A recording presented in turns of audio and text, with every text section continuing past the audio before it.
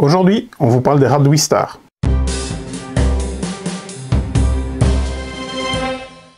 Hello. Hello. Bienvenue dans Vue chez Laurier, c'est Cédric. Et Laurent. Et on va débriefer les rats de Wistar. Les mensurations à un 4 joueurs, c'est du 13+, pour des parties de 90 minutes plus ou moins. Aux manettes, c'est Danilo Sabbia avec Simone Luciani. On ne sait pas à quel degré est intervenu Luciani. Généralement, Luciani intervient sur le développement plutôt que sur la création. Ou les deux. Ou les deux. Voilà, c'est jamais très clair. Donc Danilo Sabbia, vous l'avez retrouvé sur Wendeke, sur Anunnaki par exemple. Luciani, barrage, plein. Parce qu'on a déjà ce qu'on a derrière. Ouais, déjà ce qu'on a derrière. Marco Polo. Tout plein. Etc. Au niveau des pinceaux, c'est Candida Corsi et Sarah Valentino, qui nous a fait par exemple My Shelfie. Ouais, c'est du in-house, je pense. Oui, je pense aussi. Illustrateur Cranio. C'est chez Cranio pour la version originale, c'est chez Intrafin pour la version française. Yep. Le pitch, c'est pour lui. Je parie qu'il l'a oublié. Évidemment. J'oublie. En même temps, est-ce important? C'est un euro. C'est des rats qui sont évadés d'une université. Qui sont évadés d'une université ou d'un centre, en tout cas, où il y a probablement des expériences. Ils n'aimaient probablement pas ça, on va les comprendre. Et on joue chacun le rôle d'un patriarche, d'un rat qui veut, comment je dis, s'imposer comme le leader de la communauté, en fait. Et donc cette communauté, après s'être échappée, vient s'installer dans une espèce de ferme, ou une grosse bâtisse en fait, qui est représentée sur le plateau. Et donc on va pouvoir utiliser les rats à différents endroits, aussi bien dans la maison et la cave de la maison, que dans le jardin, la forêt et les souterrains, entre guillemets, de ce jardin. Voilà. La mécanique principale, c'est du placement d'ouvriers. Ouais.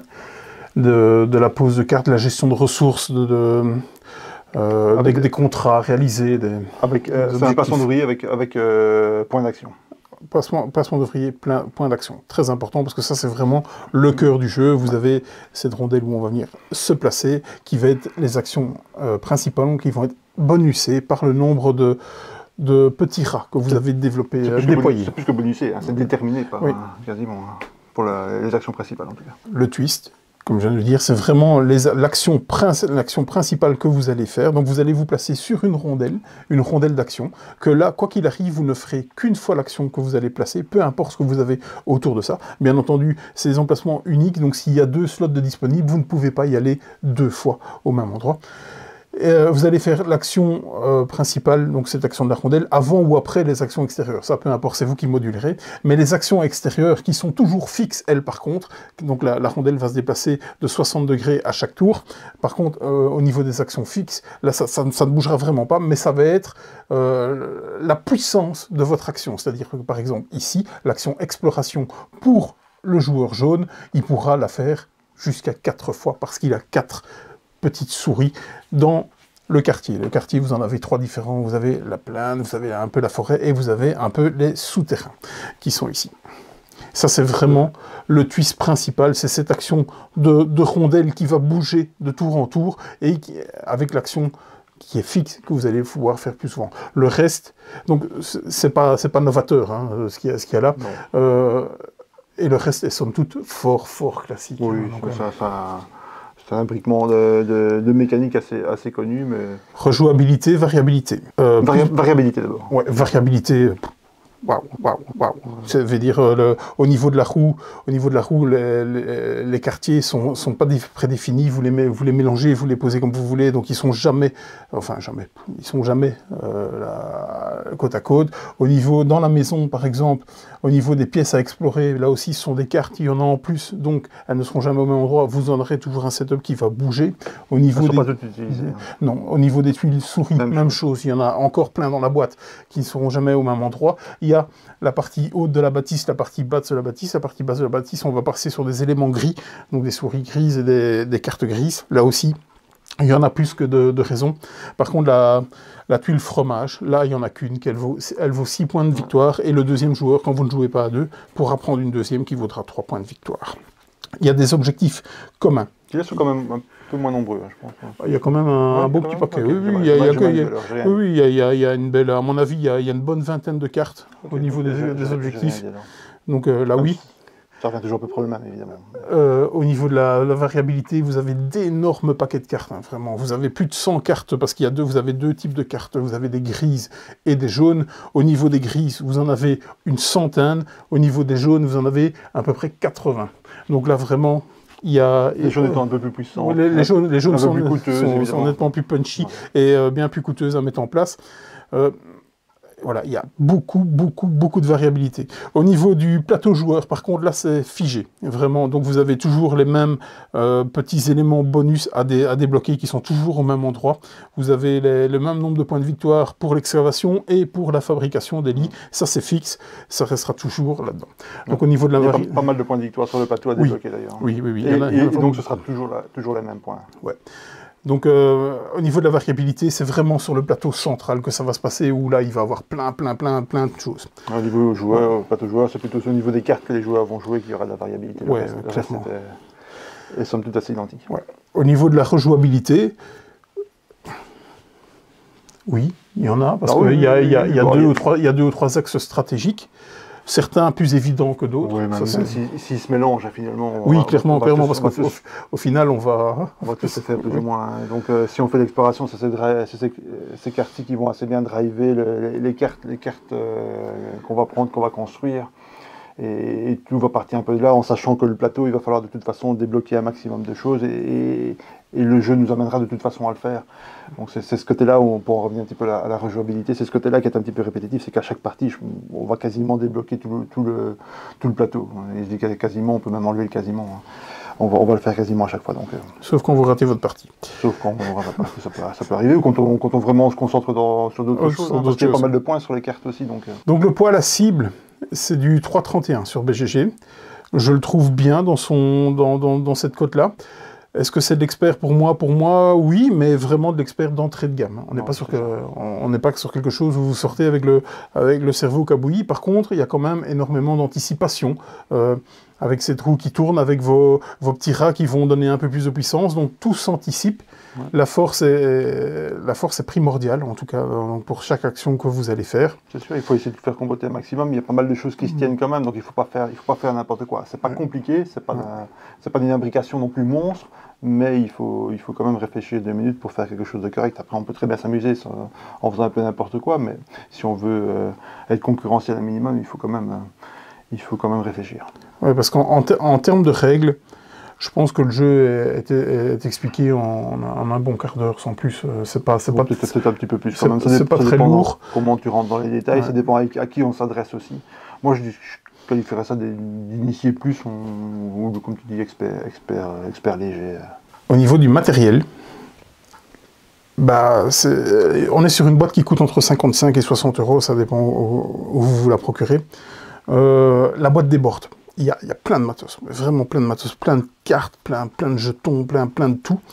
Donc au niveau de la quantité de matériel, pour le prix proposé, franchement, rien à dire, c'est du beau travail. Au niveau de la qualité, ça reste crânio, même si je trouve que les plateaux sont bien épais, les tuiles sont assez épaisses, enfin tout, au niveau de l'épaisseur des tuiles, c'est pas... Le plateau est pas... fini sur les bords. Il n'est pas fini, il est coupé, donc il y a ce truc-là, mais ça, on parlera après. On va lire après. Il y a quand même quelques petits... On ne sait jamais une édition fofolle. Hein. Bon, on n'est pas au niveau de barrage, hein, le premier Kickstarter, mais voilà, peut quand même toujours mieux faire chez Cranio. Je pense pas qu'on peut absolument pas crier au scandale pour le prix et le matériel proposé. C'est quelque chose. Maintenant, j'aurais aimé peut-être un petit peu de plateau perforé ou peut-être du double layer, ce serait compliqué avec le placement de tête, mais du plateau perforé pour éviter que les cubes bougent.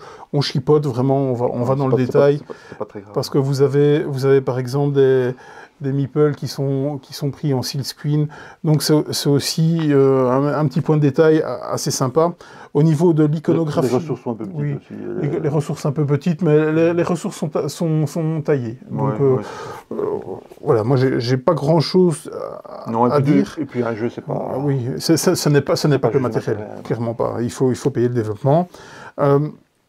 Au niveau de l'iconographie, il y en a vraiment beaucoup dans le jeu, mais elle est vraiment claire. Franchement, il n'y a pas eu trop de... Et au final, c'est pas de l'iconographie qu'on voit partout. Il n'y a rien de novateur. Hein. Il y a l'éclair pour le point de victoire et tout ça. Mais au final, moi, je suis rentré dedans assez facilement. Oui. Et on retourne très très peu à la règle pour avoir des finesses. Tout en sachant qu'à la fin de la règle, vous avez quand même toute une partie des cartes qui sont détaillées. Donc vraiment, pas mal. Donc vous avez l'iconographie qui est détaillée sur deux pages. Les cartes sont numérotées et vous avez les cartes qui sont détaillées. Et ça, franchement, c'est plutôt pas mal. On va passer sur ce qui fâche. À quel moment on peut faire un truc pareil? Ça, c'est une aération totale. Quand vous repliez le plateau, vous le repliez en 6 et donc il attrape le format de boîte qui est rectangulaire. On voit derrière. Le format de boîte qui est là. Quand vous remettez le plateau, il prend toute la boîte. Donc jusque-là, c'est optimisé, rien à dire. Seulement, vous avez cette espèce de truc là, la roue qui bouge, normalement, vous devez la fixer. C'est la première fois que je vois ce genre de roue fixée avec une attache en métal, et pour cause, parce que, en fait, elle dépasse d'une des parties du plateau. Ce qui fait que vous ne savez pas... Vous ne savez pas la ranger, monter sur le plateau, dans la boîte. Là, je ne comprends absolument pas comment on peut valider un truc pareil. Ça, en gros, il faut la monter, la démonter chaque fois que vous y jouez et que vous rangez le jeu. D'où le fait qu'il y a une attache en métal que vous allez placer ici au centre. Ça, c'est dingue. C'est clair que c'est ni fait ni à faire. Je ne comprends pas pourquoi. Il y a que le Crânio qui peut valider un truc pareil, alors qu'il y avait d'autres possibilités de le faire. Hein, je pense, clairement. Plus que par un disque aimanté, comme on en trouve de plus en plus maintenant. Ça aurait été probablement la solution la plus logique. Ou proposer peut-être un plateau en puzzle ou ce genre de choses, en tout cas cette partie-là. Enfin, le plateau en deux parties, peu importe. Il y avait certainement des alternatives. Cette décision est bizarre et c'est vrai que... Ouais, d'autant plus qu'il y a déjà des précédents. Moi, je pense carrément à Tzolk'in, où vous avez ces 3 roues, et ces 3 roues restent fixées au plateau quand elles rentrent dans la boîte, parce que le plateau est un plateau puzzle de mémoire, je pense, il me semble. Mais les roues restent montées, ça j'en suis persuadé. Et donc, il y a déjà des précédents, et c'est quelque chose qui aurait été réalisable pour moi, et certainement pas insurmontable. Non, c'est un peu plus logique, c'était un plateau, enfin c'était aimanté, et puis deuxième, un plateau puzzle, parce que ça a toujours plus tendance à s'abîmer aux jonctions. Ah bon. Voilà, je reviens sur le graphique, le graphisme, l'esthétique du jeu. Moi, j'aime encore assez bien, je trouve ça assez joli. C'est pas magnifique, mais c'est clair, c'est pastel, c'est non agressif. Moi, je trouve que c'est varié. C'est varié, les cartes, les illustrations, tout est relativement varié. C'est de bon goût. Voilà, c'est pas, comme tu dis, ça réinvente pas la roue, c'est pas foufou, mais c'est pas l'école allemande, quoi. Non, j'allais justement dire, c'est pas l'école allemande. C'est clairement ça. Nos avis? Je t'en laisse commencer. Ouais. Bon, moi j'aime beaucoup. Franchement, spoiler, j'ai beaucoup aimé ma partie des Radwistars. J'en ai, je pense, c'est ma 4e partie des Radwistars, et dont celle-ci qu'on a fait juste avant de tourner, que j'ai ratée, mais totalement. En fait, je me suis trop éparpillé, j'ai fait un peu de tout, sans me spécialiser, et au final, ça paye pas, c'est pas bon. Donc, les tours s'enchaînent vite, et comme il y a une certaine montée en puissance, on se dit ça va, de toute façon, on va pouvoir faire ce qu'on a décidé, et si on ne fait pas minimum attention, on peut ne pas y arriver. En fait. On est pris par le temps, parce que ce qui me semble impératif là-dedans, c'est de vider totalement, excaver complètement son plateau joueur, parce qu'il y a beaucoup de points. De construire les listes qui va nous donner un peu plus de force au niveau de la rondelle. C'est une trentaine de points, rien que là-dessus. Ça me semble totalement impératif de passer à travers, et je réussi à ne pas tout faire. Donc là, je me suis fait prendre par le temps, donc j'ai raté ma partie. C'est très plaisant, c'est vraiment très plaisant. Surtout, j'aime beaucoup ce système de puissance qu'on va amener, parce qu'on réfléchit à chaque action qu'on fait, parce qu'au final, on n'a que 15 actions à faire pendant toute la partie. On a ces 5 tours, vous allez placer 5 fois votre rat principal, et c'est tout. Donc vous allez vraiment essayer de tirer le maximum de ça. Et des premières actions à faire, c'est évidemment essayer de retirer ces cubes ici sur les plateaux joueurs, comme souvent, qui vont nous donner de la réduction sur les coups au niveau de l'excavation et au niveau niveau de la construction des lits. Donc, un placement d'ouvriers assez atypique, parce que généralement, les placements d'ouvriers, on gagne des ouvriers, enfin généralement, pas dans tous, mais on gagne des ouvriers au fur et à mesure de la partie. Ici, vous n'en aurez que 3, vous n'en aurez pas plus de toute la partie. Vous aurez juste plus si vous arrivez à dégager vos lits, pour vous donner un peu plus de puissance sur les actions qui restent figées. Comment on trouve de la puissance? On va excaver toutes les tuiles pour pouvoir mettre des lits. Donc, cette action, si vous avez envie de mettre plein de lits, il faut absolument les avoir vidés dès le départ, sinon ça va coincer. Plusieurs axes stratégiques. On va pouvoir aller se balader dans la maison et on va pouvoir faire plusieurs actions dans la maison. Là aussi, vous allez gagner un gros apport de ressources qui parfois on grince un peu des dents parce que quand vous retournez les cartes, vous allez prendre le bonus qu'il y a dessus. Quoi qu'il arrive, ce sera du bonus. Il n'y aura pas de malus à ce niveau-là. Mais parfois, vous avez plein de bois, vous allez retourner la carte, elle vous donne encore du bois. Ouais. Ça, c'est pas ouf en soi. Au niveau de... C'est pas un peu rédhibitoire. Non, c'est pas rédhibitoire du tout, non, franchement pas. Je le trouve assez bien équilibré, franchement. Donc, où ça peut aussi coincer, c'est dans la gestion des objectifs, par exemple. Donc il y a par exemple un objectif qu'on n'a pas réussi à faire, ni Laurent ni moi. On n'a pas été le chercher non plus. Parce qu'on n'a peut-être pas vu assez les cartes passer, et peut-être que les cartes ne nous intéressaient pas quand elles sont arrivées. Donc tout ça, c'est de l'adaptation, bien entendu. Pourquoi? Parce qu'il y a énormément de cartes, et ça fait que il y a parfois des petits combos qui ne se mettront pas par certaines parties, parce que les cartes ne seront pas là. C'est à peu près tout. Je pense que je rebondirai sur ce que tu diras. Je ne vais pas répéter tout ce que tu as dit, mais je suis assez d'accord. Pour commencer, c'est un jeu, j'avais zéro attente. Je ne l'avais pas pris à Essen. Pourtant, en général, ce genre de jeu, je me laisse faire, on va dire, entre guillemets, même si je sais que ce n'est pas nécessairement toujours pour moi. Celui-ci m'avait vraiment totalement laissé froid. Je l'avais vu jouer dans un week-end jeu. En général, on organise un week-end jeu à la sortie d'Essen. Je l'ai vu jouer plusieurs fois et j'avais pas eu envie de m'asseoir à la table. Et ici, il est arrivé en français, c'était l'occasion, on avait envie d'en faire un bûcher ou laurier, donc on s'est lancé. Et peut-être justement parce que j'en attendais rien, j'ai pas passé un mauvais moment, j'ai fait 2 parties, j'ai pas passé un mauvais moment du tout. En tout cas, bien moins que ce que je pensais. J'avais peur beaucoup comme souvent l'école italienne, faire des actions un petit peu par dépit, etc. J'ai pas trop eu cette impression ici. Ce système de roue d'action est assez bien fait parce qu'il y a une planification, en plus d'avoir des points d'action et de réfléchir à l'action qu'on veut faire, on va réfléchir aussi au tour suivant. Et c'est pour ça d'ailleurs que le premier joueur est quand même relativement intéressant parce qu'il y a certaines actions, il y a qu'un spot, notamment à 2 joueurs. Et donc on n'est pas sûr de l'avoir. Et quelquefois on a envie d'attendre le tour suivant parce qu'on sait qu'on va faire une double action intéressante plutôt qu'une des deux. Et qui sera dans un autre quartier. Qui sera dans un autre quartier, c'est ça. Donc on va peut-être attendre, mais pour ça il faut être sûr de l'avoir, etc. Donc il y a une gestion aussi un peu timing qui est assez intéressante. La partie exploration couplée au fait de pouvoir libérer des bonus de notre plateau, c'est pas mal pensé. Dommage, oui, c'est un petit peu à l'aveugle, mais enfin ça met un peu de fun. Je veux dire, si tout était visible, ce serait un petit peu, il manquerait quelque chose, je veux dire. Maintenant, est-ce que le fait d'avoir les cartes à l'aveugle, c'est la solution à ça?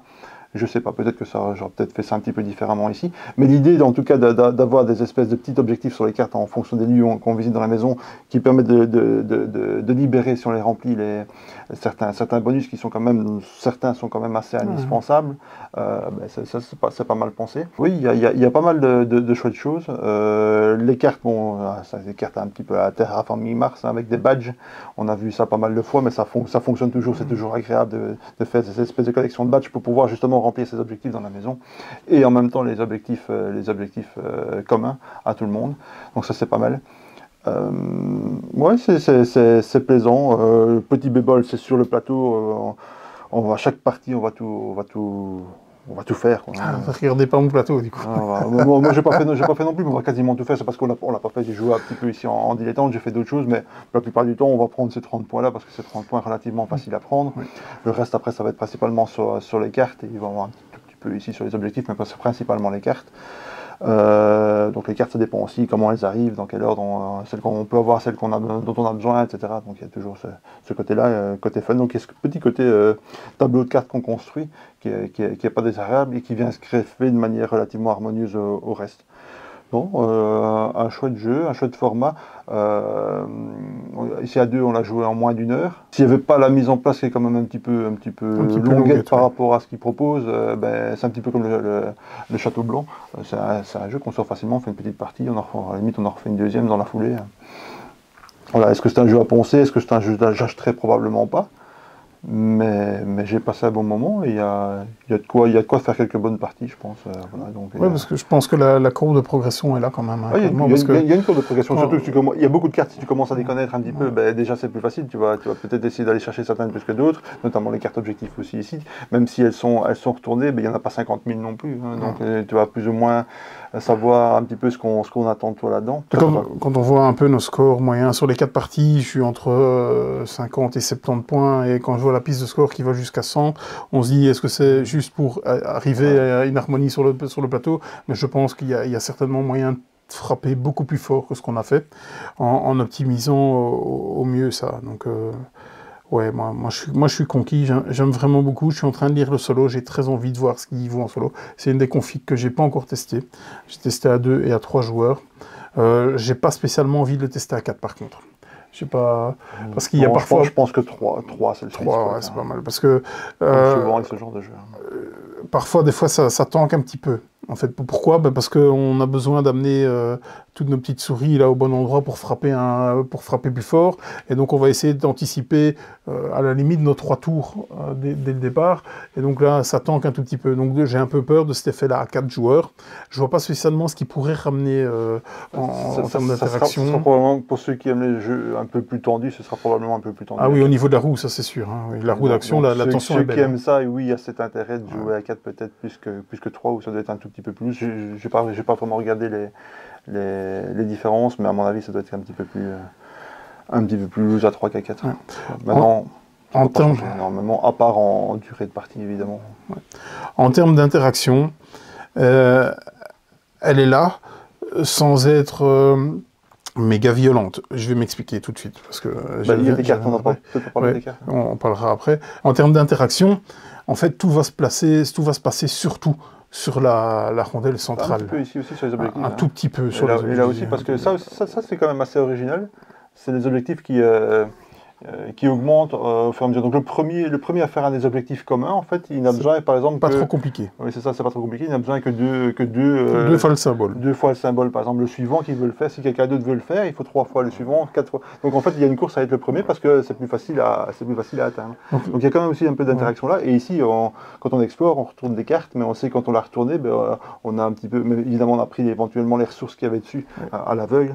Mais on sert un petit peu la soupe aux autres, parce que les autres qui sont là dans le coin, on sait très bien qu'ils peuvent très bien, on va leur offrir du choix additionnel, et ils passeront peut-être quelques fois avant nous pour prendre les cartes qu'on visait en fait. Ouais. Donc l'interaction est belle, pour moi elle se situe vraiment au niveau de la rondelle. Par contre, ça c'est peut-être certainement la touche de Sabia, même si c'est une extrapolation de ma part. Il y a des cartes qui sont en tectate, des cartes qui sont avec le symbole de feu. Moi, personnellement, je les retire à chaque fois parce que dans 1 euro, j'aime pas les tectates. Franchement, je vois pas trop ce que ça peut apporter de plus et tout. Et donc, on a joué sans. Donc, si vous aimez quelque chose d'interactif et d'agressif, ce jeu peut l'être, hein, vraiment. Maintenant, c'est jamais... On peut se voler des trucs. Oui, c'est jamais très très méchant. Ça va pas vous raser. C'est pas nécessaire. C'est comme s'il y avait des cartes événements qui disent, voilà, en début de manche, vous perdez la moitié de vos ressources de bois. Ça n'a pas de sens dans ce genre de jeu. Il n'y en a pas, hein, attention, c'est juste un exemple, mais c'est du même niveau en fait ce genre de carte. C'est pas nécessaire maintenant, il y a une proposition puisqu'il suffit de les enlever et that's it, quoi. Ouais. Donc voilà, moi j'aime bien l'interaction qu'elle procure parce que effectivement, à plusieurs reprises, ça a chuiné en disant mais non, cette place-là, je la voulais absolument, comme dans tous les placements d'ouvriers. Ça, c'est la réaction classique à tous les placements d'ouvriers. Donc ça, il y a rien à dire là-dessus. Et parfois, il y a certaines actions où il y a qu'un spot. Oui. À 2 en tout cas. Ouais, c'est ça, à 2, mais à 3 ou 4, de toute façon, il y en a peut-être un peu plus, mais il n'y a pas de toute façon pour tout le monde. Donc, et ça, justement, ça fait en sorte que dans un euro à 2 joueurs, la grande partie des euros à 2 joueurs, le premier joueur n'est pas spécialement important. Tandis qu'ici, Parfois, oui, oui. parfois, Mais parfois, il faut savoir, on le voit arriver, on le voit arriver. Ça, c'est ça qui est bien, on le voit arriver. C'est ça qui est bien en disant, le tour d'après, je dois être premier joueur parce que je veux ce spot-là. Il sera vraiment bien aligné avec les actions que je veux faire. Et donc, ça, c'est quand même très, très intéressant, quoi. J'avais aussi un petit peu peur, il y a peut-être un petit peu plus à la partie précédente, des actions un petit peu par dépit. On fait cette action-là parce que, bon, j'ai pas vraiment eu ça. Il y a des actions qui sont plus faibles que d'autres parce qu'on n'a pas le spot qu'on voulait, évidemment. Donc on fait quelque chose qui était moins prioritaire et qui est peut-être moins bénéfique, mais c'est pas pour ça que c'est négligeable et que c'est une action de perdue. J'avais un peu peur de ça, j'ai pas vraiment ressenti ça. Voilà. Après, on a trois ouvriers, il y a 5 manches, on fait 15 actions, donc il faut quand même pas les gâcher. Non, clairement pas. C'est une boîte qui provient du stock de Golden Meeple, c'est pas quelque chose qu'on a reçu de l'auteur. On peut y aller au bûcher laurier, quoi. Bon, bûcher laurier, pour moi, pas de surprise, ce sera un laurier. Ouais. Il est coté 7,6 sur 10 sur BGG avec à peu près plus de 1000 votants. Moi, je pense que ma cote sera un petit peu plus haute parce que je l'ai trouvé j'ai trouvé satisfaisant. Même si j'ai raté ma partie, je me suis dit, waouh, j'ai complètement raté, j'ai envie d'y retourner parce que c'est moi qui ai mal joué. Je peux pas incriminer le jeu parce qu'il s'est passé quelque chose dans fait de jeu, il n'y a rien qui s'est aligné, c'est parfaitement de ma faute et j'ai envie de plus faire ces erreurs-là, j'ai envie d'être meilleur encore sur les autres parties. Donc pour moi, ce sera un beau laurier en tout cas. Ouais. Moi, c'est surtout la configuration du joueur qui pourrait me donner envie d'y jouer parce que ça joue vite en fait. C'est pas désagréable du tout. Maintenant, je pense pas que c'est un jeu que je proposerais directement moi-même en groupe de joueurs, à la limite en famille, avec ma compagne ou quoi, qui aime plutôt bien ce genre de jeu, là, pourquoi pas. C'est quelque chose que je pourrais envisager à l'achat. Mais bon, je refuserais pas de toute façon une partie si on me la proposait, peut-être à 4, parce que voilà. Peut-être que ça serait un petit peu trop tendu à mon goût et que ça serait un peu trop long, surtout à mon goût. Et là, il risque peut-être d'avoir des actions par dépit, du coup. Ouais, peut-être, on va pas tester. Voilà. Bref, pas mal, une bonne surprise pour moi. J'en entendais pas, je veux dire, autant, entre guillemets. On est pas mal. On est pas mal. À bientôt. À bientôt. Salut. Ciao, ciao.